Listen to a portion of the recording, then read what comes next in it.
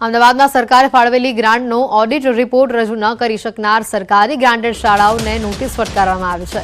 અમદાવાદમાં આવી 100 જેટલી શાળાઓ ધ્યાને આવી છે, જેમાંથી 60થી વધુ શાળાઓને જિલ્લા શિક્ષણ અધિકારીએ નોટિસ ફટકારી છે। મહત્વનું છે કે ડીઈઓ કક્ષાએ સરકારી ગ્રાન્ટનો શાળાઓએ ઓડિટ રિપોર્ટ રજૂ કરવાનો હોય છે, પરંતુ આમાં ઉદાસીનતા દાખવનાર શાળાઓ પાસે ખુલાસો મંગાયો છે। વધુમાં આવી શાળાઓની સરકારી ગ્રાન્ટ પણ અટકાવી દેવામાં આવી છે। એક ગ્રાન્ટેડ શાળાને ઓડિટ રિપોર્ટ દર વર્ષે ડીઓ કક્ષાએ જમા કરાવવાનો હોય છે અને ઓડિટ ફરજિયાત કરાવવાનું હોય છે। તો શાળા કક્ષાએથી આમાં જે ઉદાસીનતા દાખવી છે તેવી અમદાવાદ શહેરની 100 જેટલી શાળાઓ ધ્યાને આવી છે અને 100 સ્કૂલોને ગયા વર્ષના કેટલાકને ઓડિટ બાકી છે, તો કેટલાકને 2 થી 3 વર્ષના ઓડિટ કરાવવાનો બાકી છે। તો એ પ્રકારે જેમના પણ ઓડિટ બાકી છે તેવા તમામ શાળાઓને અમે નોટિસ આપી છે। છોટાઉદેપુરના નસવાડી તાલુકાની તલાવ પ્રાથમિક શાળા બંધ થઈ જતા સ્થાનિકોમાં રોષ જોવા મળી રહ્યો છે। આદિવાસી સમાજના લોકોએ શાળા શરૂ કરવા નસવાડી મામલતદારને આવેદનપત્ર આપ્યું હતું। સ્થાનિકોએ આગામી 15 દિવસમાં શાળા શરૂ કરવાની રજૂઆત કરી હતી। જો શાળા શરૂ નહીં થાય તો ગાંધી ચિંધ્યા માર્ગે આંદોલનની ચીમકી ઉચ્ચારી હતી। સ્થાનિકોનો આક્ષેપ છે કે શાળાના આચાર્યએ બાળકોના વાલીઓ પાસે સહી કરાવી હતી અને સત્રના પ્રારંભે શાળામાં વિદ્યાર્થીઓની સંખ્યા 0 દર્શાવી હતી।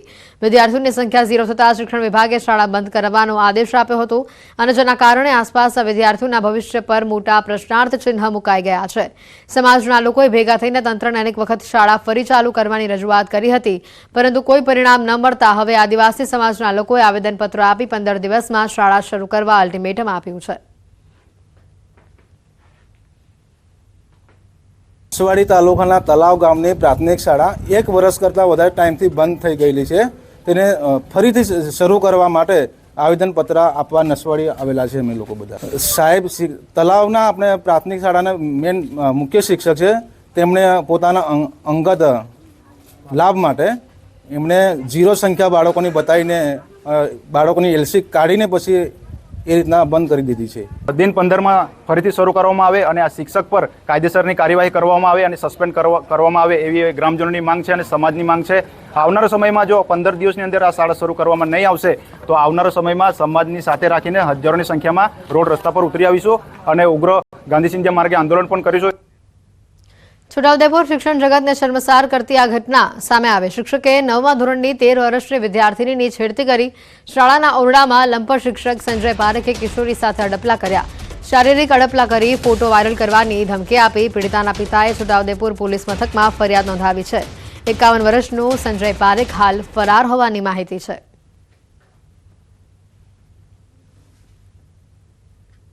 તું બીજાને વાત કરીશ તો હું તારે હોસ્ટેલે આ બધું કહી દઈશ એવું રીતે મને એ ડરાવતા હતા। એના કારણે હું કોઈને ના કીધું। જ્યારે બીજા દિવસે હું જ્યારે હું મીડિયાવાળાને એવું કીધું કે જાઉં મેં ત્યારે પોલીસ સ્ટેશને કમ્પ્લેન કરવા જાઉં તો પણ મને પકડી લીધી।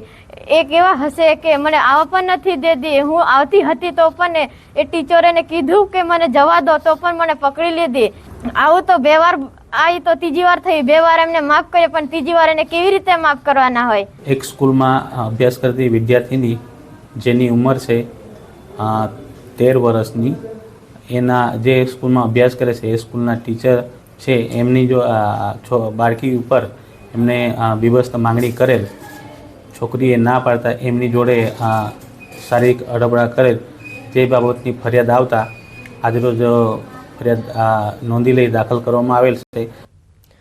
કચ્છના રાપરમાં વિદ્યાર્થીઓને શિક્ષણ આપવાને બદલે શાળામાં સાફ સફાઈ કરવામાં આવતી હોવાનો આ કિસ્સો સામે આવ્યો છે। રાપરની શાળામાં વિદ્યાર્થીઓનો સાફ સફાઈ કરતો આ વિડીયો વાયરલ થઈ રહ્યો છે। રાપરના ઉમૈયા ગામની માધ્યમિક શાળામાં સફાઈ કામ કરતા વિદ્યાર્થીઓનો આ વિડીયો વાયરલ થયો છે। શિક્ષણ આપવા બદલે વિદ્યાર્થીઓને શાળાનું મેદાન સાફ કરાવવામાં આવ્યું। વિડીયોમાં વિદ્યાર્થીઓ ગ્રાઉન્ડ લેવલિંગ અને ઘાસ દૂર કરતા નજરે પડી રહ્યા છે। શાળાનો વિડીયો સોશિયલ મીડિયા પર હાલ વાયરલ થઈ રહ્યો છે। ઘટનાના દ્રશ્યો જોવા મળી રહ્યા છે, જ્યાં વિદ્યાર્થીઓ ભણવાની જગ્યા પર શાળાનું ગ્રાઉન્ડ સાફ કરતા જોવા મળી રહ્યા છે અને જેને લઈને અનેક સવાલો પણ ઊભા થઈ રહ્યા છે। હાલ આ વિડીયો વાયરલ થઈ રહ્યો છે। વિદ્યાર્થીઓને શિક્ષણ આપવાના બદલે શાળામાં સાફ સફાઈ કરાવવામાં આવી। રાપરની આ શાળાનો વિડીયો વાયરલ થયો છે। વિદ્યાર્થીઓનું સાફ સફાઈ કરતું આ વિડીયો હાલ વાયરલ થઈ રહ્યો છે। રાપરના ઉમૈયા ગામની માધ્યમિક શાળામાં સફાઈ કામ કરતા વિદ્યાર્થીઓનો આ વિડીયો વાયરલ થતા અનેક પ્રશ્નો ઊભા થઈ રહ્યા છે। શિક્ષણ આપવા બદલે વિદ્યાર્થીઓને શાળાનું મેદાન સાફ કરવું પડશે. એટલે શિક્ષણ જો તમારે મેળવવું હોય તમારે પહેલા સાફ સફાઈ કરવી પડશે. આ પ્રકારનો ઘાટ અહીંયા ઘડાયો છે. વિડીયોમાં વિદ્યાર્થીઓ ગ્રાઉન્ડ લેવલિંગ અને ઘાસ દૂર કરતા નજરે પડી રહ્યા છે.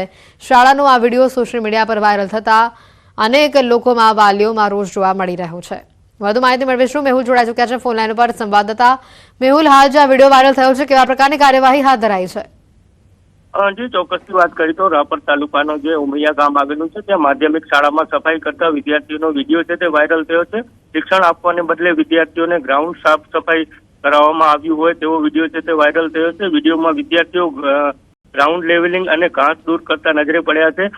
શાળાનો જે આ વિડીયો છે તે સમગ્ર સોશિયલ મીડિયામાં હાલ વાયરલ થયો છે. આ સમગ્ર મામલે છે તે જિલ્લા શિક્ષણ અધિકારીનો સંપર્ક સાધતા તેઓ હાલ મિટિંગમાં છે અને જોડાવી લઉં છું તેવો જવાબ આપવામાં આવ્યો છે. જી બિલકુલ, આભાર મેહુલ માહિતી બદલ.